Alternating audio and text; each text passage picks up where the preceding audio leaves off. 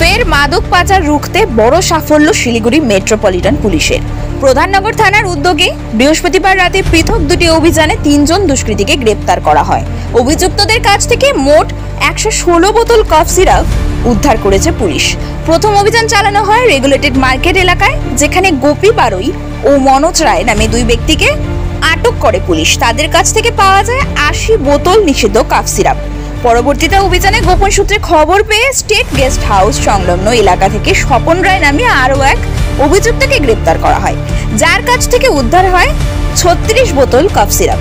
3 জনকেই আজ শিলিগুড়ি আদালতে তোলা হয়েছে। পুলিশ সূত্রে জানা গিয়েছে, ধৃতদের মাদক পাচার চক্রের সঙ্গে কোনো সংযোগ রয়েছে কিনা তা তদন্ত করে দেখা হচ্ছে। শিলিগুড়ি মেট্রোপলিটন পুলিশের এই উদ্যোগে এলাকায় স্বস্তি ফিরেছে সাধারণ মানুষের মধ্যে।